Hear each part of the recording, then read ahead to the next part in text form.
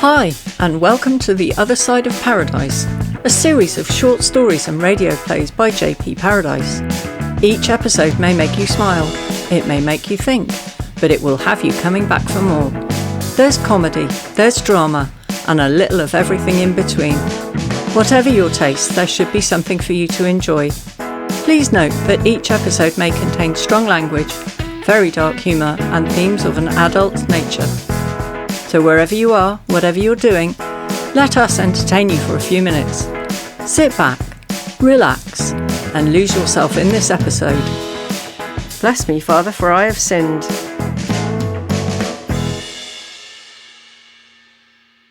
The rain poured from the heavens upon a small village in County Kildare, relentless and unforgiving. It pounded against the church roof, sending torrents cascading down the limestone tiles and out through the mouths of weathered gargoyles. It beat down mercilessly upon the gravestones, pounding sad-looking lilies into submission. Blackbirds sought shelter and chattered loudly from yew trees that stood sullenly in the churchyard. The youth huddled in the porch, collar turned up to keep out the rain, though in truth it served more as a gutter, channeling large drips directly down his neck. He tried to fill his time waiting by smoking a cigarette. Large holes in the porch roof meant that he had barely managed to inhale a lungful before the roll-up went out with a hiss and fell apart. He stamped his feet, partly in frustration and partly to bring some life back into them. He heard the lich gate click and turned to see the priest hurrying up the path, cassock flapping beneath an umbrella turned inside out by the wind. "Foul weather we're having, Father," the youth greeted the priest as he reached the porch. "Aye, though the Lord has his reasons for it, no doubt," the priest replied, trying to wrestle the umbrella shut and failing. He shook off the worst of the water and propped it in a corner, where it drained over the patterned floor tiles. "Have you been waiting long?" he asked. "Not at all, Father," the youth lied, despite being so obviously soaked through. "I couldn't get in, the door seemed to be jammed." "It's locked." "Locked, you say, Father?" "I'm afraid so," the priest said in a weary tone, rummaging in the many folds of his cassock for the heavy key. "In light of recent events?" He unlocked the door, pushed it open with a rusty creak, and ducked inside. The lad followed. The weather lent a gloomy atmosphere that pervaded the building. Stained glass windows that normally glowed in the morning sun now appeared lifeless and flat. "What events would they be then, Father?" asked the lad. There was no reply. The priest disappeared into the vestry and was gone for a few minutes. The youth thought it rude to follow or shout, so he waited patiently, dripping on the time-polished flagstones. The priest returned, clutching a small black Bible and a rosary. He strode down the aisle heading towards the confessional. The youth hurried after him. "What events would those be?" he said again. The priest stopped. Sorry, what events are what, son? Why have you taken to locking the door?" "Ah, yes, of course, 1,000 apologies, but surely you will have heard by now. Someone came into the church last Saturday evening and took the altar wine." "Stole the wine, Father?" "Aye, stole the wine. Can you believe it now?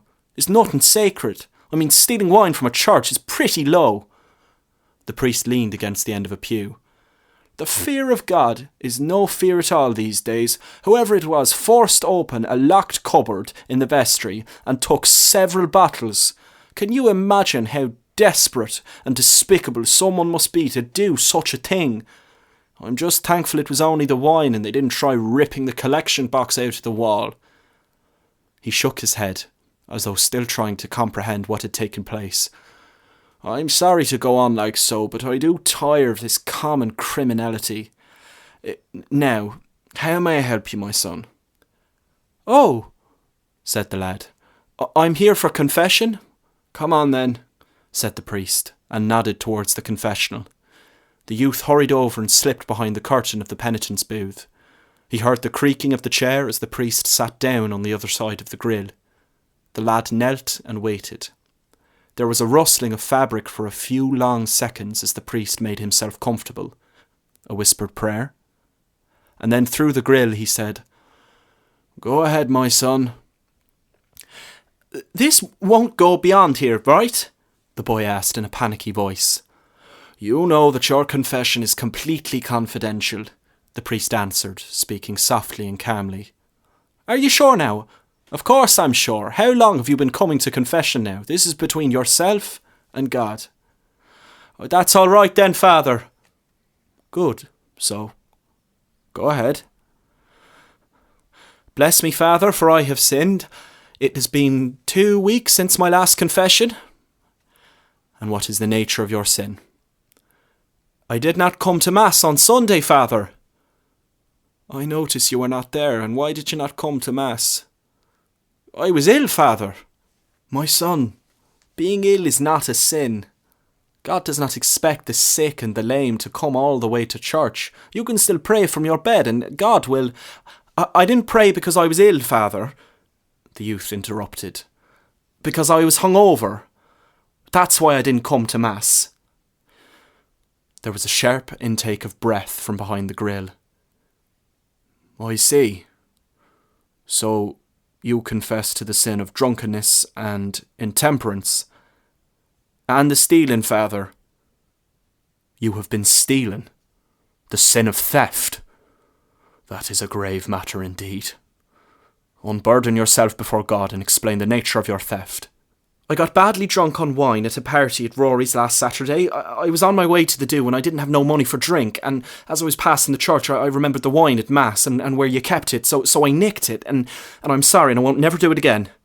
The lad spoke rapidly, as though trying to offload his guilt as quickly as possible. He fell silent and waited, and he could hear the clacking of the rosary and the priest muttering softly, presumably offering up prayers to God. After a few moments, the priest spoke in a harsh and measured voice.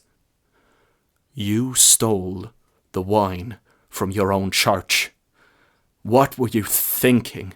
Did you think no one would find out? In a community as small as ours? What kind of fool are you?" The boy began to reply, but then thought better of it. He played with the toggle on the bottom of his jacket. "Are you here to seek forgiveness, or are you here to mock me?" the priest snapped. "Do you genuinely repent for what you've done?" "I confessed, Father. It was only a couple of bottles of wine. For the love of God! Have you no shame? How could I not say anything to your mother?" You said nothing would go beyond here," the youth shouted. "How dare you?" the priest hissed. "How dare you put me in this situation?" "Me? Me?" the lad sneered. "You put yourself in this situation, Dad, so don't judge me." And with that final outburst, the youth rushed from the confessional and, pinching the umbrella from the porch on his way, stormed out the church.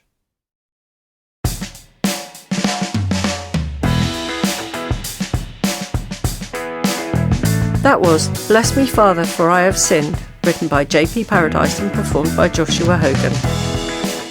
It was recorded and mixed at LG Studios. All production and editing by Alex Brunsdon, who also wrote and performed the backing music. This episode is a The Other Side of Paradise production 2026. All copyright held by the author. If you enjoyed this episode, why not like and subscribe to receive notifications about new episodes, available wherever you get your podcasts. If you really, really enjoyed it, why not give us a review and share the podcast with your friends, family, and complete strangers? And most of all, thank you for listening.